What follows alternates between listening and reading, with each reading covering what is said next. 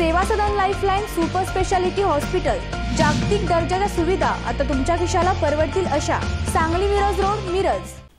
काँग्रेसने सामान्य माणसांची नाही तर चेला चपाट्यांची गरिबी दूर केली असल्याचा घणाघात मुख्यमंत्र्यांनी वर्धात राहुल गांधींवर केला आहे। तुमच्या पणजोबांनी सांगितलं, आजींनी सांगितलं, बाबांनी सांगितलं, आईने सांगितलं आणि आता राहुल गांधीही सांगतात गरिबी हटवू, पण गरिबी हटली नाही तर वाढली।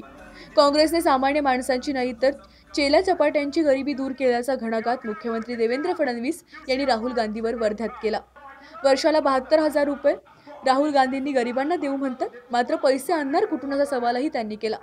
मुख्यमंत्री देवेंद्र फडणवीस वर्ध्यातील आरबी येथे गांधी चौकात महायुतीचे उमेदवार रामदास तडस यांची प्रचार सभा पार पडली। यावेळी मुख्यमंत्री फडणवीस बोलत होते। पुढे बोलताना मुख्यमंत्री म्हणाले की 72,000 रुपये देऊ मुंगेरली लालच्या स्वप्नासारखं आहे। कोंबडी आणि अंड्याचा धंदा राहुल गांधींनी बंद करावा असंही ते म्हणाले। राहुल गांधी म्हणतात आम्ही गरिबी हटवू। राहुलजी, तुमच्या पणजोबांनी सांगितलं गरिबी हटवू, हटली नाही वाढली। तुमच्या आजींनी सांगितलं गरिबी हटवू, हटली नाही वाढली। तुमच्या बाबांनी सांगितलं गरिबी हटवू, हटली नाही वाढली। तुमच्या आईने सांगितलं गरिबी हटवू, ती हटली नाही वाढली। आता तुम्ही सांगता गरिबी हटवू। अरे काय खाऊन गरिबी हटवाल? मला कधी कधी आश्चर्य वाटतं। काय सांगितलं जाहीरनाम्यामध्ये? म्हणाले जे एकदम गरीब लोक आहेत त्यांना 72,000 रुपये देणार। मग त्यांना पत्रकारांनी विचारलं 72,000 रुपये देणार कुठनं तुम्ही? देशाच्या तिजोरीत तर एवढा पैसाच नाही। म्हणाले नाही आम्ही देऊन टाकू। राहुल गांधी आणि पक्षात खोटे बोलणारे लोक आहेत, यावर मुख्यमंत्र्यांनी खुमासदार किस्सा सांगत धमाल उडवली आणि देशाचे भले नाही केले तर स्वतःचे तरी भले केल्याचा आरोपही त्यांनी केला आहे। भ्रष्टाचार संपवायचा आणि हे म्हणतात आम्ही आता तो पैसा वाटू, पण हे कशी आहेत? हे मुंगेरी लालचे हसीन स्वप्न आहेत, हे पूर्ण नाही होत। कशा प्रकारचे स्वप्न आहे? एक व्यक्ती म्हणाला आता मी एक कोंबडी घेतली, तिला 4 अंडी झाली, त्यातनं 4 कोंबड्या तयार होतील, मग 16 अंडी तयार होतील, मग त्यातनं 64 कोंबड्या तयार होतील। असं करत करत 640 कोंबड्या माझ्याकडे होतील, मग मी लखपती होईल आणि मग माझं कर्ज मी परत करीन। अशा प्रकारे कोंबड्याचा धंदा राहुल गांधी तुम्ही बंद करा। तुम्ही या देशातल्या गरीबाला कधीही मदत केली नाही।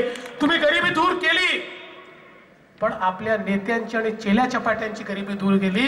या देशातल्या सामान्य माणसाची गरिबी कधी दूर केली नाही। या देशातल्या सामान्य माणसाच्या गरिबीवर खरा प्रहार जर आपल्याला माहिती आहे, 2008 साली मुंबईमध्ये बॉम्बस्फोट झाले।